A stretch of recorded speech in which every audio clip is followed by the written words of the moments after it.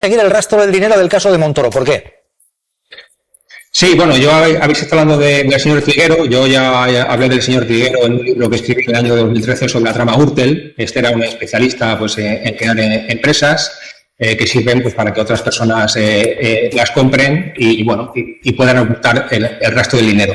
Lo importante ahora de la investigación que se va a llevar por el juzgado de Tarragona y por los Mossos y por la UCO es ver dónde está el dinero, porque bueno, se supone que equipo económico, que Cristóbal Montoro y su equipo son personas especializadas en el sector de la economía, que saben muy bien dónde se mueven y, bueno, pues hay un entramado ahí, como habéis dicho antes, de 130 empresas que habrá que averiguar dónde está el dinero. En principio, la UCO ha descubierto 5 millones de euros que ganó equipo económico en sus diversos negocios ya en 12 países.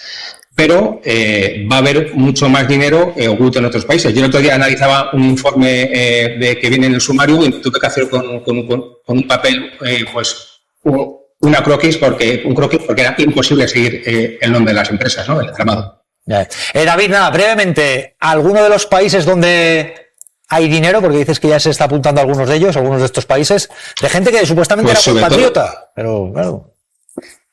Sí, claro, sobre todo, y si te digo que es la investigación, obviamente va a seguir su curso y nos podemos llevar sorpresas, nos va a hacer mucha gracia como ciudadanos estas personas que dirigían el Ministerio de Hacienda y todos los años nos hacían esas campañas de que Hacienda somos todos y había que combatir el fraude. Cuando nos enteremos que estas personas defraudaron dinero en otros países, pues ya nos vamos a llevar pues con las manos a la cabeza. Pero en principio se está investigando Reino Unido, se está investigando Luxemburgo y se está investigando Colombia principalmente.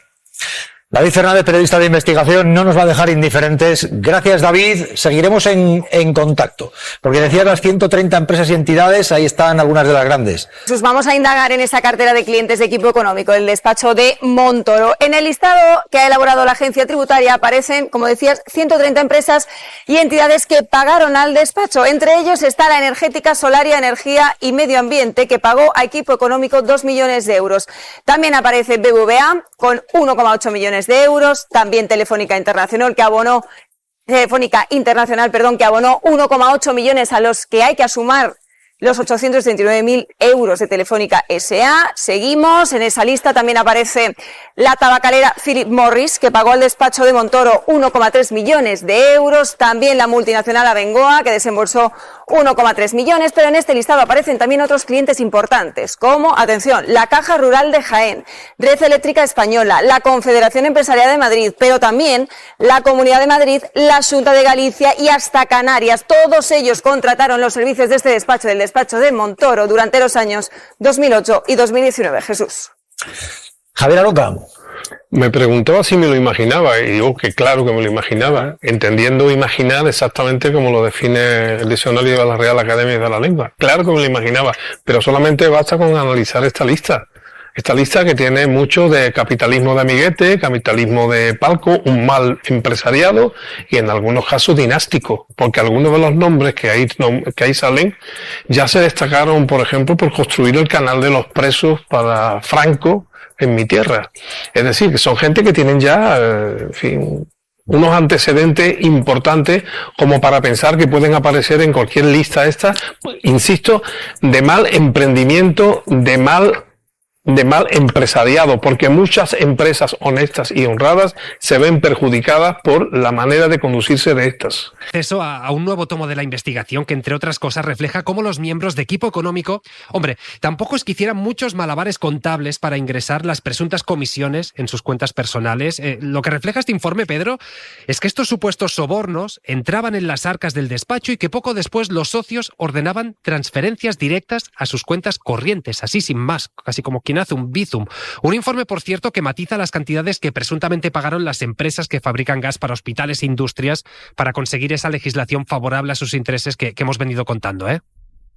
Sí, así es el último informe de la UCO incorporado al sumario y sobre el que se ha levantado el secreto, es decir, ya lo tienen las partes. Lo que viene a decir la UCO es que después de analizar las cuentas bancarias de los investigados, concluye que los socios de Equipo Económico incorporaban a su patrimonio personal la mayor parte de los ingresos que percibían a través de transferencias directas que hacía el propio despacho. ¿Y por qué ha hecho este análisis de las cuentas la UCO? Bueno, pues porque se lo ha mandado el juez que está investigando al despacho que fundó el exministro de Hacienda, Cristóbal Montoro, por supuestos pagos de grandes empresas a cambio de conseguir una legislación y una rebaja fiscal favorable a sus actividades. Lo que pasa es que la UCO, Pablo, solo ha podido analizar las entradas de dinero y las salidas de ese dinero del contrato que firmaron las empresas gasistas. Y en este punto la UCO dice dos cosas que son muy interesantes, que es que esta operativa que ha percibido, ¿no?, que ha analizado en el caso de las empresas gasistas es la misma que hizo con otras empresas. Y recordemos, como hemos contado aquí en la SER, que por ejemplo las renovables o las eléctricas llegaron a pagar hasta 10 millones de euros a Equipo Económico por exactamente lo mismo que en el caso de las gasistas, que como tú decías, se ha rebajado el dinero de 780.000 euros que se habló en un principio, lo rebaja ahora la UCO a apenas 670.000. Sin embargo, la UCO en este punto, en el punto de que esta es la misma operativa que han desplegado otras empresas con Equipo Económico, que han detectado numerosos movimientos, dice el informe de la Guardia Civil, bueno, carecen de relevancia directa para el objetivo de la línea de la investigación que se ha marcado y no ahondan más en esos pagos. Pues esta es Palomera. Es curioso, pero la práctica vuelve a llevar a lo que es gente poderosa, gente además con personas que les asesoran y gente que se dedica a ocultar, por ejemplo, sociedades interpuestas. Luego sí, muy patriotas, ¿eh?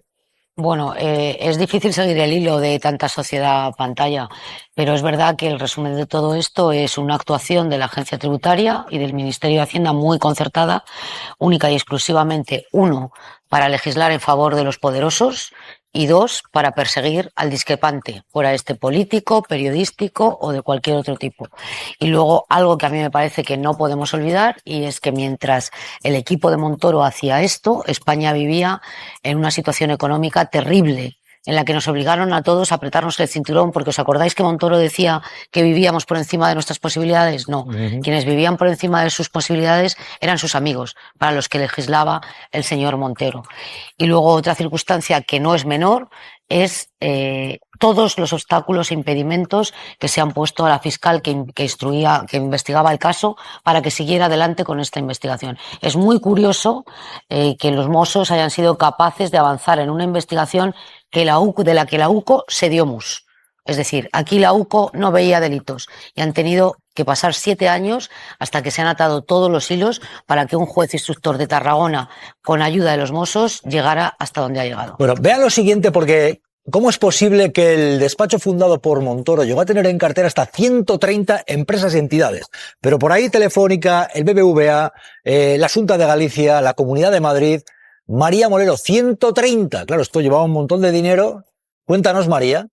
Sí, Jesús, indagamos en la cartera de clientes de Equipo Económico, el despacho de Montoro. Vamos a verlo. En el listado que ha elaborado la Agencia Tributaria aparecen en total 130 empresas y entidades que pagaron a este despacho. Entre ellos está la energética Solaria y Energía y Medio Ambiente, que pagó a Equipo Económico 2 millones de euros. Aparece también BBVA con 1,8 millones de euros. También Telefónica Internacional, que abonó 1,8 millones de euros, a los que además hay que sumar 839.000 euros de Telefónica S.A. También tenemos que hablar de la tabacalera Philip Morris, que pagó al despacho de Montoro 1,3 millones de euros. También sumamos a la lista la multinacional Abengoa, que desembolsó 1,3 millones, pero en este listado aparecen también otros clientes importantes, como la Caja Rural de Jaén, Red Eléctrica Española, la Confederación Empresarial de Madrid, el Consejo General de Colegios Oficiales de Farmacéuticos, Suma y Sigue, la Comunidad de Madrid, que también contrataron el servicio del despacho de Montoro durante los años 2008 y 2019. Jesús. Indignable y vergonzante. Tremendo, ¿eh? Rocío Esteban, Marta Nebot, os pregunto, ahí estamos viendo algunas de las empresas más importantes, aparecen gobiernos autonómicos, la Xunta, la Comunidad de Madrid,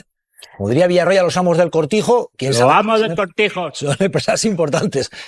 Rocío, Marta, ¿y esto por qué ocurría? Es una barbaridad de dinero. No sé por qué ocurriría, por eso ahora mismo se está investigando, y yo creo que es que más allá, tanto el PP ahora tendría que alzar más todavía la voz para ver desde dónde se puede investigar, ver si ellos pueden hacer alguna investigación, porque era cuando ellos están en el gobierno, y también por eso aplaudo o respaldo lo que ha hecho ahora el presidente del gobierno, que es decir, voy a ver cómo puedo revertir esta situación, qué leyes puedo revertir para solucionar esto, porque lo que estamos conociendo es esperpéntico.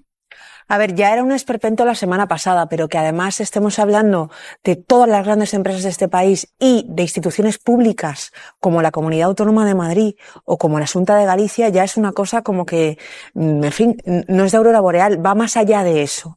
Yo creo que es evidente que en este país, como en otros, hacen falta leyes de lobbies más fuertes que las que tenemos. Me consta que en Alemania y en Francia ya están en ello y que en Italia y en Portugal se acaban de poner las pilas. Aquí está en proceso. El proceso tiene que acabar y pronto, y esto tiene que dejar de ocurrir para siempre, jamás. De verdad, me parece que lo que ha ocurrido es muy grave y espero que de verdad la evolución judicial de este caso lleve a que nos enteremos bien de cómo se han estado vendiendo leyes y vendiendo favores a comunidades autónomas. Lo que pasa es brutal, es brutal. Quiero preguntar a Ernesto, vamos a ver. Esther Palomera apuntaba algo en esta línea. Vamos a ver, Ernesto de Kaiser. ¿Ha habido aquí quien desde la Judicatura ha intentado que esto no avanzara, esta investigación sobre Montoro? ¿Ha habido también por parte de la UCO un intento de que esto no avanzara? Lo digo al respecto de lo de Montoro y después de este informe que vamos a ver, y enseguida Ernesto nos responde, porque hay quien quería que nos investigara a fondo lo de Montoro. Vean esto y pregunta a Ernesto. El tribunal, el magistrado... La fiscal del caso Montoro ha visto torpedeado su trabajo una y otra vez. ¿La verdad por qué la UCO no averigua esas cuentas? La Guardia Civil mostró, según el Confidencial, sus discrepancias cuando Carmen García Cerdá pretendió registrar el domicilio de los investigados en este caso. La fiscal ya había investigado previamente al despacho de Montoro, Equipo Económico. He localizado correos en los que Montoro recibe información cuya causa y finalidad no resultaría la colaboración con la justicia. Los correos electrónicos evidencian que empresas gasísticas pagaban a cambio de legislación favorable y además que se usaba información tributaria como arma contra adversarios políticos. Se actúa contra ellos, sea quien sea. Pero cuando la fiscal quiso volcar el contenido del correo asociado a Montoro, el jefe de anticorrupción se opuso. En lo sucesivo someta a previo aviso de esta jefatura o su teniente fiscal todos los escritos que dirija al juzgado a las unidades policiales a cargo de la investigación. Tuteló a la fiscal, Señora, es ofensivo, que intentó defender su criterio a capa y espada, llegando a elevar la discrepancia incluso a la Junta de Fiscales. Considero que los hechos son muy graves. Como fiscales que somos, me cuesta que lleguemos a tener algún tipo de duda sobre este extremo. Su intento por avanzar en la investigación acabó con una sanción de 1.000 euros por desobediencia. El fiscal jefe Alejandro Luzón también hizo que se anularan escuchas telefónicas realizadas a investigados en esta presunta trama. Bueno, esto sería gravísimo. Entonces, Ernesto de Kaiser, Esther Palomera. Ernesto, ha habido quien ha intentado no investigar a fondo. O sea, cuando se pone el tipo con el fiscal jefe anticorrupción, en la UCO, ¿qué ha pasado aquí? Porque estamos hablando de Montoro y de mucho dinero, Ernesto. Sí, bueno, yo quería decir dos cosas. Una, en relación a esto, yo ya he retado desde malas lenguas, mirando a la cámara y invocando el nombre de Antonio Romeral, que es el teniente fiscal de la Fiscalía Anticorrupción, el número 2 del señor Alejandro Luzón, que es el fiscal jefe de la Fiscalía Anticorrupción, porque él está y tuvo contactos con una parte de la elaboración de la trama de Equipo Económico y de Montoro, de no considerar que que las donaciones recibidas en la lista de Bárcenas, en la contabilidad de Bárcenas por parte de las grandes empresas constructoras, no debían tributar. Esto es una cosa muy importante porque en ese momento el equipo de Montoro, su jefe de gabinete, el señor Felipe Martínez Rico y el propio Montoro y la gente de Equipo Económico elaboró una tesis contraria a la jurisprudencia que decía que las donaciones ilegales en negro, para entendernos, no debían tributar. E incluso seleccionaron a la persona que tenía que declarar en el juicio al perito porque había un perito que, decían ellos, les iba a arruinar la orientación. Entonces, el problema es que Antonio Romeral, no solamente en relación al tema del pago, de los pagos en negro de las donaciones, mantuvo la tesis del Ministerio de Hacienda, esta tesis digamos que pretendía que no pagaran al fisco las donaciones ilegales, y además, en el caso Gürtel, y además en la trama que estamos hablando de Montoro, en la trama de la investigación de Carmen García Cerdá, os recuerdo que yo escribí 8 artículos sobre Carmen García Cerdá y lo que estaba sufriendo por parte de la Fiscalía Anticorrupción y por parte del fiscal de la promotor de la acción disciplinaria, el señor Manuel Moix, que puso la multa de 1.000 euros. Entonces, esto se conocía, no es una cosa que surge del frío. Entonces, lo que pasó allí es que hubo un intento de la Fiscalía, de la cúpula de la Fiscalía Anticorrupción, de cortocircuitar a Carmen García Cerdá. Y os digo más, los mozos investigaron bien, es verdad, pero al final, cuando vieron la situación de Carmen García Cerdá, uno de los mozos la traicionó e informó a el señor Luzón que ella le había dado instrucciones cuando internamente en la Fiscalía Anticorrupción se le prohibió dar instrucciones. Y esa delación de un mozo, que fue una delación indigna porque ella no dio instrucciones, ella solo dijo, seguid con vuestro trabajo, a mí no me dejan, pero seguid vosotros con lo mejor que podáis hacer. Esa delación le costó una multa.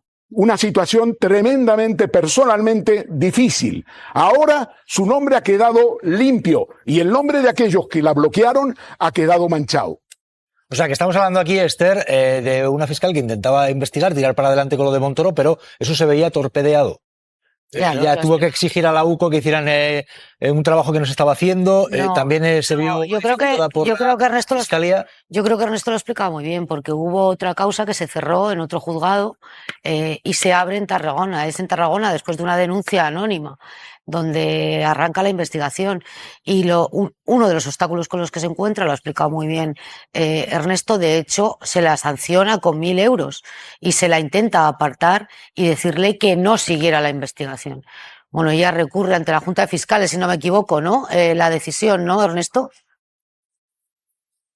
No, esto es externo.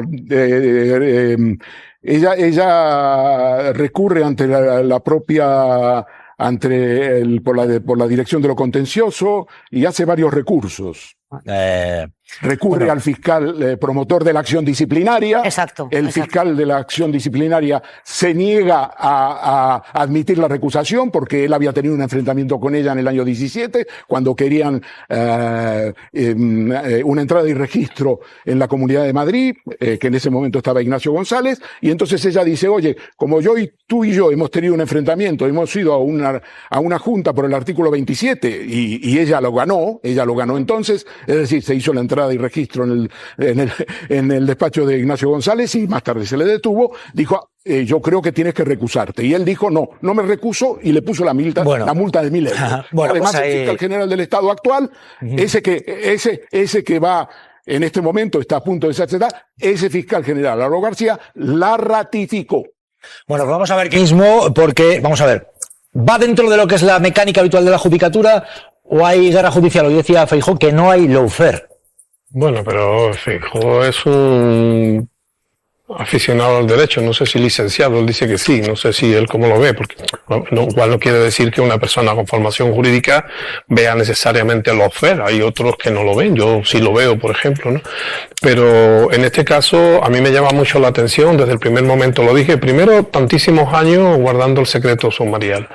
Ahora se ha sabido que la fiscal tuvo inconvenientes por parte de sus superiores y que tuvo inconvenientes con la policía judicial. Debo recordar, porque no está mal decirlo, que la UCO, cuando ejerce competencias en materia judicial, depende de los jueces y de los fiscales.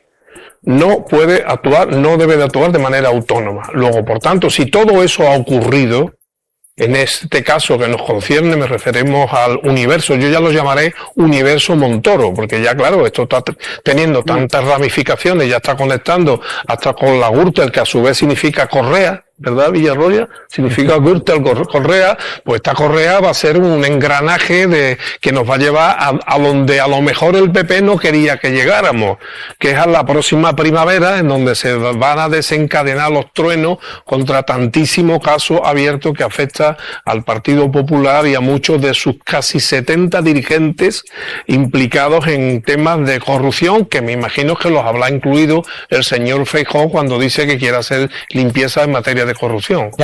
Estamos ante una vergüenza muy grande y yo creo que si hay algo que inhabilita a Feijóo ahora mismo para ser presidente del gobierno es no ser capaz de hacer autocrítica con esto, porque no me parece normal que en ese balance de fin de curso, ¿no?, se hable de limpieza total y no seas capaz, ¿no?, de asumir que esto está sucediendo en un partido que por mucho que tú quieras hacer diferencia, no, este no es mi partido político, yo cuando asumí esto no estaba sucediendo, lo siento mucho, pero sí, porque además se ha demostrado.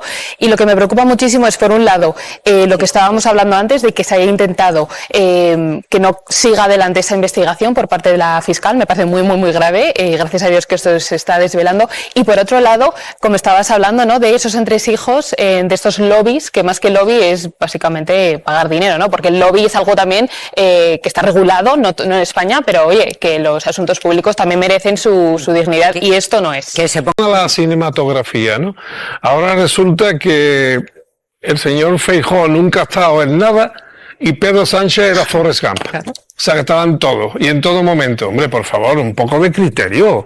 A ver si va a resultar que el señor Sánchez siempre ha estado en el Partido Popular, en el Partido Socialista, incluso antes de la famosa travesía en Peugeot. Y este señor que ya tocaba pelo, Feijóo ya tocaba pelo cuando todavía, digamos, políticamente hablando, el señor Sánchez era un becario. Ya tocaba pelo. Y por cierto, algunos pelos más vale que no lo hubiera tocado. Me refiero en Galicia. Lo que ha tocado melena. Javier Aroca y Hugo también. Sí. Y esa adjudicación, esa contratación al despacho fundado por Montoro que aparece por parte de la Xunta de Galicia, ¿crees que puede preocupar a la Feijóo? Hombre, yo si creo contrató que la Xunta, el gobierno gallego, yo me preocuparía. ¿Por qué digo esto? Porque estas corrupciones que son tan importantes no son burbujas. Estos forman parte de una malla que ya sabemos que puede involucrar a una parte de las ranas de la metrópolis, pero también ha tocado, porque ha tocado en mi tierra, en Andalucía, ha tocado en Jaén, ha tocado en Málaga, toca también en Galicia. Cuidado, que esto cuando se vaya aclarando, si es que el fiscal anticorrupción lo permite, dicho sea de caso, dicho sea de paso, a lo mejor resulta que esto es un enmallado mucho más grande y el encofrado suficiente va a ser el que va, el encofrado resultante, quiero decir, va a ser el que va a sepultar como una losa al propio señor Feijóo. Bueno, hay 130 empresas y entidades que aparecen vinculadas a contratos con el despacho que fundó Montoro. Enseguida se lo vamos a contar. Aparece Telefónica, aparece el BBVA, aparece la Xunta de Galicia. Oye, ¿a qué te sugiere esto? No sé si son amos del cortijo o peones del cortijo. Estos son 4 frikis y ya está. Lo que pasa es que se la han llevado crudo presuntamente. Bueno, ¿estás llamando friki a Montoro? A pesar de su sonrisa inquietante. Montoro no es friki. Montoro no es friki. Lo que pasa es ¿qué es Montoro para ti? Bueno, Montoro es un servidor de los amos del cortijo. Lo que pasa es que algunos esperan cobrar cuando se van, por las puertas giratorias, y Montoro lo cobró antes. Aventajado, Aventajado, porque lo cobró antes. Pero esto demuestra también, esto demuestra también, ¿no?, que claro, ¿qué poder tenemos el pueblo llano para hacer leyes que nos favorezcan? Ninguno. Porque como no podemos pagar 200.000 euros o 300.000 euros o X millones presuntamente para que nos hagan una ley ad hoc, pues entonces nos ponen el copago sanitario a los jubilados. Lo digo en la época de Montoro, ¿no? El copago sanitario a los jubilados, se congelaron las pensiones, se congelaron los salarios de los funcionarios, etcétera, etcétera, etcétera. Mientras el señor Montoro, presuntamente, a través de su empresa, pues iba cobrando una buena mordida para hacer leyes que favorecían a los amos del cortijo. Por cierto, leyes que este gobierno se ha enterado ayer, que estaban puestas. Porque ayer, ¿no?, o antes de ayer, ¿no?, la señora Montoro nos avisó de que nos avisó de que iba a revisar estas leyes fiscales que favorecían a las gasísticas, que favorecían a las energéticas, que favorecían a no sé quién. No se había enterado. Pregunto, Villarroya, ¿crees que se consiguieron previo paso por caja? ¿Estás convencido? Esto es presuntamente. Presuntamente, bueno, ¿estás convencido? Pero bueno, es igual, porque las leyes antes las hacen, luego van a los consejos de administración. Puerta giratoria.